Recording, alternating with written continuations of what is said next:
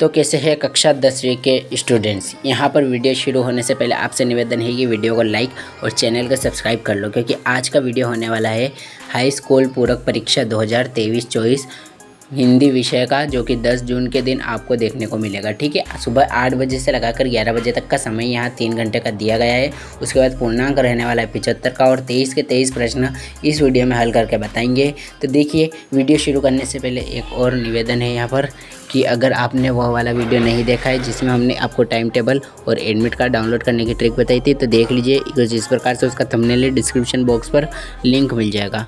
ठीक है, तो यहाँ पहला प्रश्न पढ़ेंगे। तो देखिए, इस वीडियो में जो है पूरा का पूरा 23 के 23 प्रश्न हल करके बताएंगे। तो वीडियो को लाइक और चैनल को सब्सक्राइब करना मत भूलिएगा। ठीक है, तो यहाँ पर स्क्रॉल डाउन करते हैं बिना आपकी जो है समय लिए से पहला प्रश्न पढ़ते हैं। सही विकल्प चुनकर लिखिए। ठीक है, तो कॉपी में उतारने सभी प्रश्नों के उत्तर, तो सही विकल्प चुनकर लिखिए। पहला, गोपी ने व्यंग भरे उत्तर दिए उद्धव को। ठीक है, दूसरे वाले में पूछा गया है सूरदास कवि थे, तो उन्होंने अपनी रस कौन से रस के कवि थे वह बताना है। तो श्रृंगार रस इसमें सही उत्तर हो जाएगा। वैसे आप बाल रस भी कर सकते हैं। नेक्स्ट पढ़ते, नेताजी की मूर्ति पर चश्मा कौन लगाता था।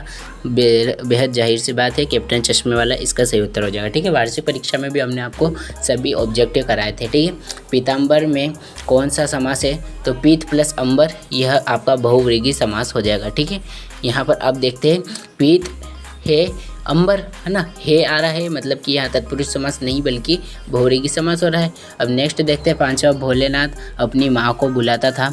तो यह भोलानाथ अम्मा कहकर बुलाता था क्योंकि वह साउथ में रहता था। उसके बाद छठा देखते हैं, माता का आंचल पाठ के लेखक थे। तो उससे पहले आपसे निवेदन है कि 10 बंदों को यह वीडियो शेयर कर दीजिएगा, क्योंकि आगे आने वाले सभी पेपर यहीं पर आपको मिलने वाले हैं। ठीक है, तो प्रश्न पढ़ते हैं, माता का आंचल पाठ के लेखक थे, तो शिव पूजन सहाय इसका उत्तर हो जाएगा। अब प्रश्न क्रमांक 2 की ओर बढ़ते हैं। सही जोड़ी मिलाकर लिखिए। ठीक है, तो स्तंभ क और स्तंभ ख के बीच में मिलान करना है। तो पहला पूछा है सूरसागर को आप सूरदास जी से मिला लेंगे।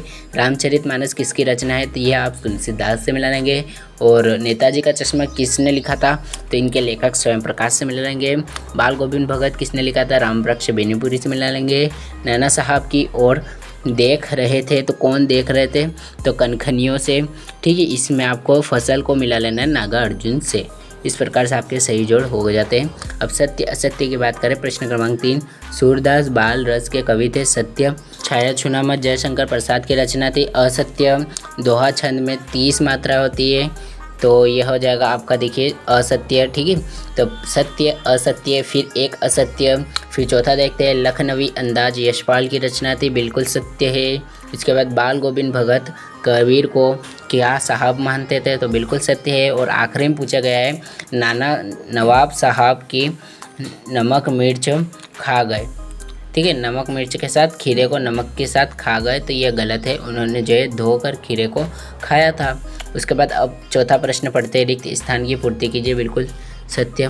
गोपियों को लक्ष्य कर लिखा गीत कहलाता है, बिल्कुल इसमें भ्रमर गीत आपका सही उत्तर हो जाएगा। ठीक है, अब दूसरे में, उद्धव ने गोपियों को किसकी शिक्षा दी, तो योग की शिक्षा।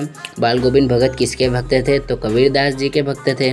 चौथे में, बुढ़वा बेईमान मांगे करेले का, तो इसमें चोखा, करेले का चोखा, यह आपकी कहावत है। कांटाओं पर किसी भी देश का न होने उसके लिए वरदान है, तो दुकान। उसके बाद आखिरी में जो है छठे में, आंखें दिखने का अर्थ है आंखें दिखाना यानी डराना। और आखिरी में आग बबूला होने का अर्थ है क्रोध होना। ठीक है, प्रसन्न होना मत करके आ जाइए, क्रोध होना इसका सही उत्तर है। इसके बाद अब प्रश्न क्रमांक 5 देखते हैं। ठीक है, आपके सारे ऑब्जेक्टिव यहाँ पर करा दूंगा। एक वाक्य में उत्तर लिखिए, बादल के हृदय में कौन छिपा है, तो इसमें क्रांति हो जाएगा।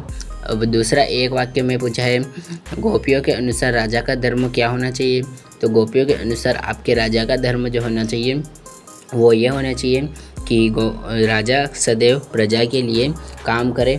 उसके बाद, कवि आत्मकथा लिखने से क्यों बचना चाहता था, क्योंकि उसे डर लगता था कि वो खुद अपना हंसी का पात्र बन जाएगा।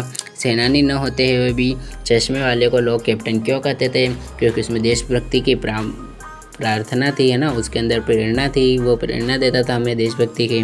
उसके बाद यहाँ, भगत की पुत्रवधू उन्हें अकेला क्यों नहीं छोड़ना चाहती थी, क्योंकि वो अपनी सेहत का ख्याल नहीं रखते। उसके बाद छठा पूछा है, लेखक को नवाब साहब के किन हाव भावों से महसूस हुआ कि उनसे बातचीत करने में तनिक भी उत्सुक नहीं है। ठीक है, सबका उत्तर मैं जो है आपको लिख कर बता दूंगा। तब तक आप वीडियो को लाइक और चैनल सब्सक्राइब कर दीजिए। ठीक है, आपको एक वाक्य के सभी प्रश्नों का उत्तर मैं लिखित रूप में दिखाने वाला हूँ। तो शहनाई की दुनिया में डुमराव क्यों याद किया जाता था, बिल्कुल सत्य हो जाएगा। इसमें भी आपको जो है मैं आपको इसका उत्तर भी लिख कर बता दूंगा। बिल्कुल आपके लिए तैयार करके लाया हूँ उत्तर। देखिए 2 दिन की मेहनत है, तो आपको सबके उत्तर बताने वाला हूँ। ठीक है, अब नेक्स्ट देखते हैं 6 मिनट का छोटा सा वीडियो और इसमें 2 अंक के भी प्रश्न बताता हूँ। पहला देखिए, सूरदास वात्सल्य रस के कवि थे, अथवा में दिया है छायावाद के 2 कवियों की विशेषता। 7वां देखिए, महाकाव्य किसे कहते हैं। 8वां देख लीजिए तो तुलसीदास या सूरदास में से किसी एक के काव्य की विशेषता है। 9वें में रामचरितमानस भक्ति प्रश्रेष्ठ क्यों है। 10वें में चौपाई छंद क्या है। 11वें में उपन्यास के बारे में पूछा है। 13वां देख लीजिए, सहाय या अज्ञेय में से किसी एक की भाषा शैली। 14वें में जो है लेखक ने अपने माता पिता को क्या किया। ठीक है, 15वां 16वां 17वां 18वां सभी के सभी प्रश्न आपको पढ़ लेने हैं। इनके उत्तर जो है मैं लिखित रूप में आपको बताने वाला हूँ। ठीक है, प्रश्न क्रमांक 1 से 23 तक के लिखित रूप में उत्तर बताने वाला हूँ। देखिए 21-22 में संदर्भ प्रसंग आपको करने हैं। उसके बाद यहाँ 22वां देख लीजिए, प्रार्थना पत्र आपको स्थानांतरण प्रमाण पत्र के लिए। उसके बाद 23वें में आपको निबंध देखने को मिलता है। ठीक है, सारे प्रश्न अपने पढ़ लिए हैं। अब इनके उत्तरों की बारी है। तो उत्तर आपको मिलने वाला है डिस्क्रिप्शन बॉक्स पर। वहाँ पर हमने एक लिंक दिया है पार्ट 2 हिंदी विषय पूरक परीक्षा कक्षा 10वीं के नाम से। तो वहाँ जाकर आप जो है पार्ट 2 देख सकते हैं। और कोई दिक्कत आती है तो कमेंट सेक्शन में बताइएगा। चैनल को सब्सक्राइब करना नहीं भूलिएगा। शेयर कीजिए अपने दोस्तों के साथ। Thanks for watching, all the best.